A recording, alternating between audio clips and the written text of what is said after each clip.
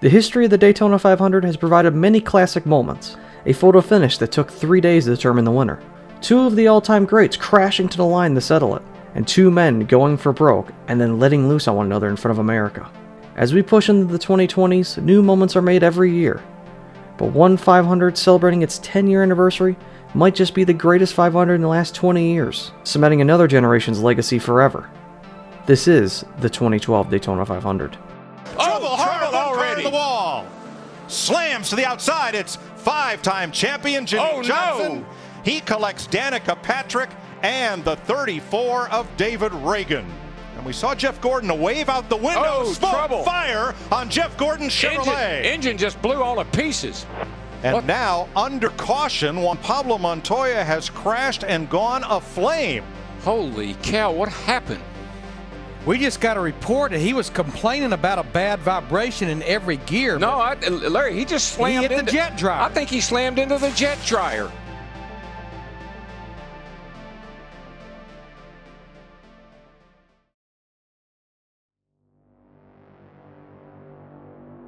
Rain all day Sunday pushed the 54th annual running of the Great American Race to Monday at noon. But rain early in the day Monday pushed the race off again to 7 p.m. Monday night. This not only marked the first delayed Daytona 500, but the first time it would start at prime time on national television.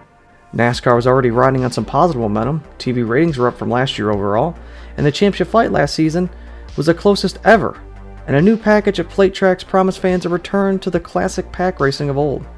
On top of all that, the new fuel injection technology enhanced teams' abilities to manage fuel. And while much of the excitement on the track was occurring, a new initiative was also occurring off the track for NASCAR. The social media platform Twitter had begun to come on the scene, and many members of the NASCAR community were joining onto the platform to discuss information and opinions about the state of the sport. NASCAR had begun running ads during the races about its new Twitter initiative, and even started putting each driver's Twitter handle next to their name whilst they were on the screen. On Twitter, one of the most mentioned motorsports figures was Cup Series rookie Danica Patrick. The 2012 Daytona 500 would be her debut, and many were curious to see how she would run. Many were touting this as the biggest night in NASCAR history, and the Wood brothers gave the command for the 54th Daytona 500. Ladies and gentlemen, please welcome your Grand Marshals, Leonard, Eddie, Jordan, and John Wood, representing 3 generations of the famous Wood brothers racing family. They're here to deliver the most famous words in motorsports. Ladies and gentlemen, start your engines. The front row for the 500 is a Roush Fenway lockout, the first time ever for the team. Behind them is Matt Kenseth and Tony Stewart, winners of the dual qualifying races. In the race Kenseth won, he passed his teammate Greg Biffle on the last lap, causing inter-team strife. The whole treachery in the Roush camp may be due to NASCAR taking away the ability of two-way radios for drivers to talk to one another. Last year, a driver could switch a knob to talk to one another in the car, allowing the negotiation of pushes and runs in the pack. For a race that has been delayed nearly 30 hours, the crowd is enormous. Camera flashes dot the sea of people that watch on for the 54th start of the Great American Race. About it, she's going to be a wild one. We're going to see some sparks fly. We got to get this baby started. Boogity, boogity, boogity! Let's go racing, boys, and Danica!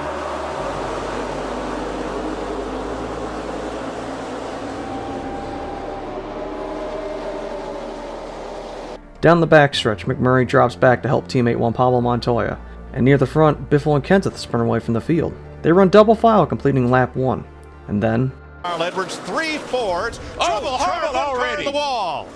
Slams to the outside. It's 5-time champion Jimmy Johnson. He collects Danica Patrick and the 34 of David Reagan. The 5-time champion, reigning Daytona 500 winner, and last year's July Daytona winner are all out of the race. Even the big storyline Danica Patrick is heavily damaged and will need to go behind the wall. Overall, 5 cars are torn up, and we're not even 3 miles in. Hopes for many are gone away. Kyle Busch, upset about the crashing on lap 2, voices his opinion to the crew. Seriously, are we all kidding ourselves? We just sat around for 36 hours, and we wreck on lap 1. They clean the track up and go back green on lap 8. Through the restart, the field is tight again. Regan Smith charges to the front with his Denver, Colorado-based team and stalks the leaders, but again, caution. Ryan Newman in the 39 loops it off of turn 2 with an apparent right rear tire flat. The team comes down, and most just top off the fuel, while others stay on track. Biffle wins the race off pit road, but the calamity for Newman has gotten worse. As he pulled out of his stall, the left rear tire came off, causing Newman to stop. This caused AJ Allmendinger to rear-end the 39 car, giving significant damage to both Ryan and AJ. On the restart, the top two who stayed out are Paul Menard and Denny Hamlin, who charged down in the 1. Menard starts to pull away, but is reeled right back in by Hamlin. Edwards gets put in the middle and drops to the rear, and soon after that, they lap past the number 39 of Newman. Soon the front gets single-filed out, and everyone begins to finally settle in. Harvick, Montoya, and McMurray ride in the back, taking it easy, cautiously waiting for a big one. By lap 30, the top starts to make minor progress, but things peter out. At the 100-mile mark, the intensity amps up again. Burton eventually pushes ahead and gets the lead with help from Biffle. Soon the top is now led by Jeff Gordon, Dale Jr., and Tony Stewart, who try to pull the weakening line up. By lap 53, pit stops begin. As the first lap by, only Menard, Hamlin, and Stremme come in. By lap 55, Boyer, McDowell, and Bobby Labonte pit. And the lap after that, the backpack of Harvick, McMurray, and Montoya charge down the pit lane. Burton eventually leads what's left down the pit lane on lap 58, but 3 cars stay out. Jeff Gordon, Dale Jr., and Tony Stewart. Eventually the Hendrick cars come down, but Tony stays out another lap. It appears miscommunication occurred and Tony could not get in position to pit, and had to bail out to go one more lap. Gordon, as he comes in, claims of a lack of power in the car, stating he's not sure what the issue could be. The pack quickly groups up again as Tony and Jeff aggregate back into him, but this is quickly all thrown asunder when a caution for debris slows the field for a third time. Landon Castle wins a lucky dog, putting himself back on the lead lap, and Danica Patrick's 10 car rolls back on track.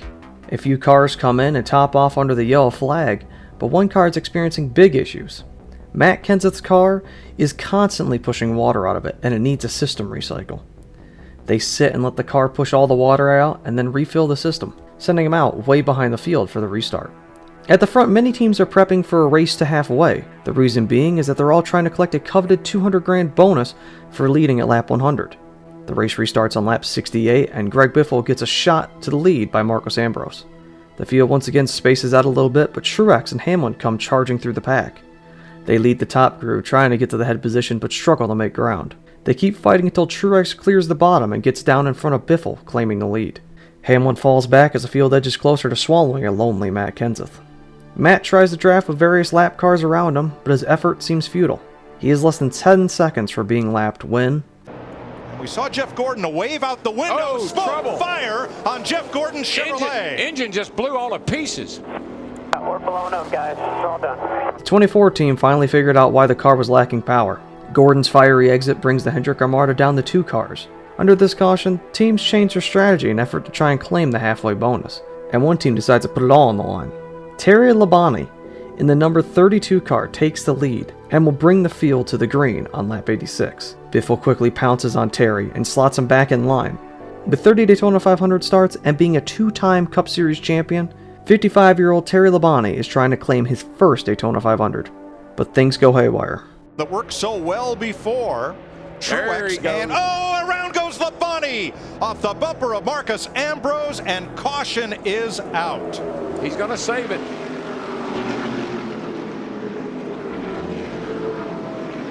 Barely got him right in that left rear corner that we've been talking about. Terry seems stuck in the mud, but gets out and drives away. During the pit road visit under caution, the broadcast finds these comments Terry made under the previous caution about him staying out. Terry, we're going to have about 15 to go to the halfway. What's your thoughts about staying? Oh, boy. That's a good way to get wrecked, probably. The race restarts again on lap 92, and Kyle Busch has moved up to 4th place, going for the $200,000 bonus. Casey Kane starts making moves on the restart, but teammate Dale Jr. pounces as well. Matt Kenseth through it all has found the 6th place position, recovering quickly from near disaster. Biffle still holds the front with 3 laps left, and cars keep getting tighter as we come to 1 to go for the halfway bonus. They are still single file on lap 100, and Truex finally makes a move with Hamlin to push to the lead. Truex clears, and coming to the line, he claims the $200,000 bonus. Hamlin drops back until he finds old teammate Tony Stewart, who he also pushes to the front. He passes Stewart though and takes the lead officially for himself. After that, the field mellows back down, and much of it is single file again. Approaching lap 125, the field starts speculating when to pit. Stopping now would make it only a one-stop race, but things quickly change. Clint Bowyer slows and can't get to the pit lane, realizing they've run out of gas. Realizing that Bowyer will eventually stall on track, Mark Martin and Tony Stewart come down the pit lane to take service. putting themselves in position to have the lead on the restart. The caution does come out. Under the caution, Jeff Burton takes service under a closed pit lane, worried he was almost out of gas. Eventually, the rest of the field comes to pit with Regan Smith winning the race off. Elliott Sadler misses his stall and causes a traffic jam on pit exit. The race restarts again on lap 133 as Mark and Tony lead from their strategy call. At the age of 53 years old, Mark Martin becomes the second man to lead the race over the age of 50 years old. But it's short-lived. Biffle and Hamlin again charge past for the lead, filing back Martin into the pack. Closing in on 60 to go, people are lifting less and less with the runs they get. Logano gets past Hamlin and takes the lead. Matt Kenseth jumps to the top and leads the trailing line towards the front.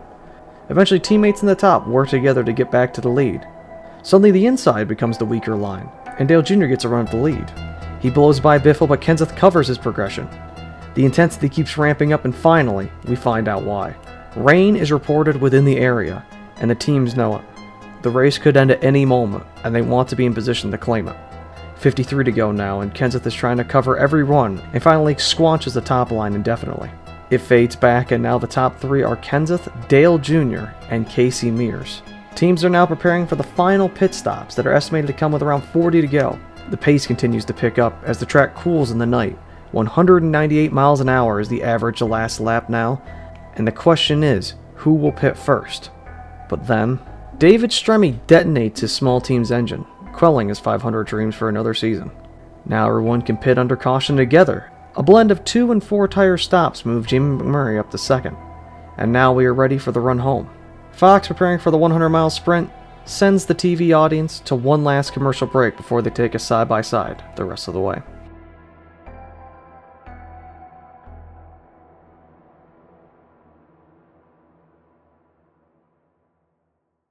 He took a hard lick right in the door. All that happened on lap 2. And now, under caution, Juan Pablo Montoya has crashed and gone aflame. Holy cow, what happened? We just got a report that he was complaining about a bad vibration in every gear. No, Larry, he just slammed into the jet dryer. I think he slammed into the jet dryer. They're trying to clear debris off the racetrack, and the car brakes, won't steer, and he slides up the track and into the back of that surplus helicopter jet engine on a trailer used to dry the racetrack. Larry, Mike, I saw sparks coming out from the car as if it had a tire down or something. What an incredible turn of events. I've never in my life. Oh my gosh. In possibly one of the most bizarre moments in racing history, a Monaco Grand Prix winner and Indy 500 champion Juan Pablo Montoya has a mechanical failure, sending him perfectly into the rear end of a jet dryer on track. Jet fuel is pouring from the trailer, and they quickly move to get the truck driver and passenger out of the whole thing before it goes up. The $10 million repave project from a year ago is about to get a workout. The fire grows, eating away the track as many safety workers and crew members either run away or try and fight the growing fire.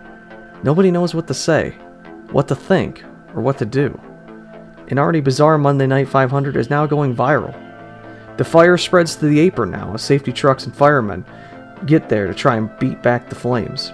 Nothing seems to work as it continues to grow.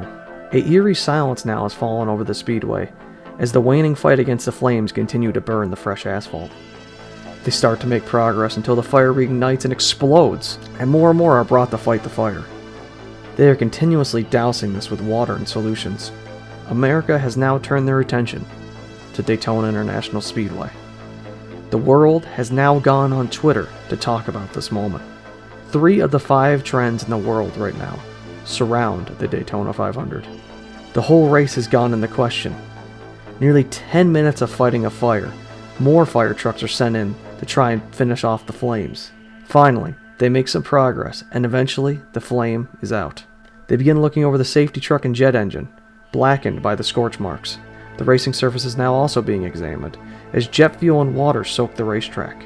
With talks of the race possibly being called, someone asks the question of who's in the lead. Everyone glances across the speedway at the backstretch to look where all the drivers are sitting and parked. They see a yellow and red 36 car behind the pace car, and the name Dave Blaney on top of the standings. In his 398th start, Dave Blaney has a chance to claim victory on the highest scale of them all. Behind him, the story gets even crazier. 22-year-old Landon Castle sits second in his 83 car, the team they put together near the end of the offseason. Tony Raines, a longtime veteran of the sport, sits third, and in fourth place is David Gilliland. Dave Blaney got the lead from a decision on staying out to just try and get 5 bonus points for owner standings. That one minuscule decision at the time now has made Dave Blaney one of the most famous men in America. Currently, as the field sits under a red flag, the phrase Dave Blaney is the 5th most mentioned in the world on Twitter. And to the irony of all, he doesn't even have a Twitter account. Nearing 10 p.m. Eastern Standard Time, whilst track examination continues, Brad Keselowski tweets arguably the most infamous tweet in NASCAR history.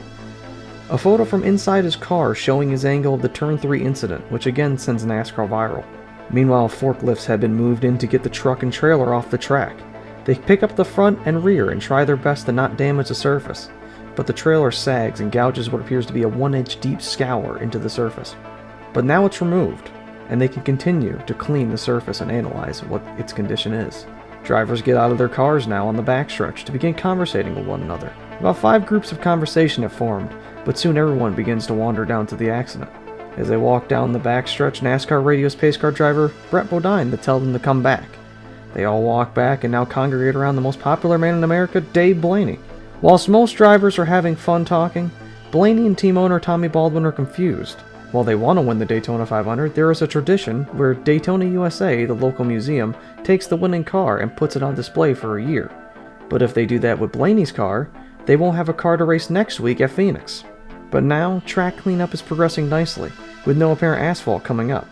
A tired Mike Helton soon joins Mike, Larry, and Darrell in the booth to talk about the current situation, stating they are optimistic that they will go back racing within the hour. Jet Dryer driver Dwayne Barnes is reported to be alright in the local hospital. And now Street Bond is being used to patch the track. Fox has moved Matt Yoakum to the backstretch to interview some drivers, as Matt Kenseth messes with him interviewing Carl Edwards. Brad Keselowski now has just surpassed 55,000 Twitter followers gained in the last hour, but now the worst might happen. It has begun to rain. Whilst track work seems promising, one swift rain shower could make an already historic night end in gloom. As the drivers continue to hang out on the backstretch, it is reported that due to the overwhelming attention, Brad Keselowski's Twitter page has gone down. The rain appears to start holding off a little longer, and then the drivers get the call. It's time to get back in their cars. The track cleanup is almost done. The capacity crowd at nearly midnight now local time is still here and making their presence known. To make sure the drivers will strap in safely, NASCAR is going to bus one crew member from each team to the backstretch to ensure they'll be strapped in safely. Robin Pemberton, competition director, has resided over the track repair, ironically ending his brother Ryan's chances of winning. Right before the red flag ends, Carl Edwards and Kyle Busch get black flagged and sent to the rear of the field for working on the car under red flag. What did they do, you may ask? They took a tear off of the windshield for clear visibility. Finally, engines have refired and the field pulls off. They ride across the patch, eerie of its sustainability, with drivers reporting mixed feelings of it. As the clock passes past midnight, NASCAR is confident in its track repair and signals 2 to go. The field paces around one more time and coming to double up for the restart. The famous 4 at the front of the field come in, ending their Daytona 500 fantasy. Many drivers are still eerie at the patch. As a matter of fact, everybody is. No one knows what's going to happen to it when they hit it at full speed. And coming to green, Kyle Busch comes to a near stop off of 4 in the back of the field. Who will hit the patch first? What will happen when they do hit it? It's trial by fire at Daytona, and it's time to determine a Daytona 500 champion. As they come to the green flag, 34 to go, green. Kenseth, Biffle pull a car length on Junior and Harvick. That's 2 fast Fords in that outside lane, and Dale Jr.'s got a fast car down on the bottom with Harvick pushing. I think you're looking at the two really fast cars that have a good shot at hanging on to this lead, with Biffle and Kenseth up there in the 16 and 17. Double wide off turn 2. Boy, you got to wonder, you got to worry, you got to think. 190 miles an hour off into turn 3 through the speedy dry. Cleanly. Never even bobbled. Burton leads the charge on the top, with Keselowski pushing hard. Kenseth and teammate Biffle still lead the bottom. Hamlin moves to the top groove now, surging it forward more. Logano tries to follow his teammate and almost causes a pile up through the trioval. The average speed now is over 200 miles an hour, and Hamlin and Burton are digging on the top. But Burton is having overheating issues pushing, and they can't lock on for very long. The field skims past lap traffic and breaks up the bottom groove. Hamlin pounces on the opportunity, and now 3 wide dots the rear of the pack. The intensity goes up, and then Mears and Ambrose go sliding through the grass. The orange cone goes skyward, but almost everyone seems alright. The race restarts again with 18 to go. Leader Matt Kenseth can hear his crew, but they can't hear him. But the communication is not necessary now, as long as he can hear a spotter. As he gets shoved out to the lead by Dale Jr., Biffle gets a run on the top, but Kenseth blocks. Biffle lifts for his teammate and they push ahead of the field. 15 to go, and the front 4 is pulled ahead. The field tightens until 13 laps to go. Oh, trouble, big trouble, big trouble. Mid-pack. Sliding and spinning into the infield, McMurray. And sliding up the racetrack, one car going to coast to the bottom. That's Eric Almirola. Regan Smith was in it, and Casey Kane. McMurray has something failing his car similar to his teammate Montoya, which triggers the pileup. Dave Blaney nips his way through the accident, and Tony Stewart has an immaculate wreck avoidance. Brad Keselowski is out along with Eric Almirola and Regan Smith. Edwards' team repairs his car as we approach the restart with 7 to go. Fog is rolling in on the speedway, and when the restart comes a huge push from Dale Earnhardt Jr. Jr. shoves Kenseth ahead, and Hamlin pushes Biffle. Biffle again catches Kenseth, but he lifts. Hamlin wants to go, and is willing to shove Biffle through his teammate to get the lead. Before he can do so, another massive crash takes out more cars. Through the spin, Tony somehow saves it, and Dave Blaney also pretty much avoids it as well. The cars are cleaned up, and now the longest 500 is going to green-white checkered finish. 2-lap shootout at Daytona. At the front, a Toyota and Chevy in row 2. Green flag, and Biffle gets about a half a car length away from Denny Hamlin here and moves up to pick up his Ford teammate, Greg Biffle. Kenseth moves to cover Biffle. Jr. is with him. They push hard coming to the white flag and yard themselves from the field. White flag. Jr. is shoving Biffle, trying to catch Matt. Down the backstretch, their attempt seems futile. And as they come home finally, Kenseth can see victory. 2 cars, the 16 and the 88, should be able to get by Kenseth if Biffle elects to take the chance. Ford Chevrolet off the final corner. Matt Kenseth trying to win it for the second time. Here comes Junior to the outside. Side by side with Kenseth. He runs out of time. Matt Kenseth wins the Daytona 500. Matt Kenseth has now won 2 Daytona 500s, and him and crew chief Jimmy Fenning can celebrate in victory lane together. They have just won the 36-hour marathon that is the 2012 Daytona 500. Through fire and rain, one of the greatest modern 500s is over, and Matt Kenseth is victorious.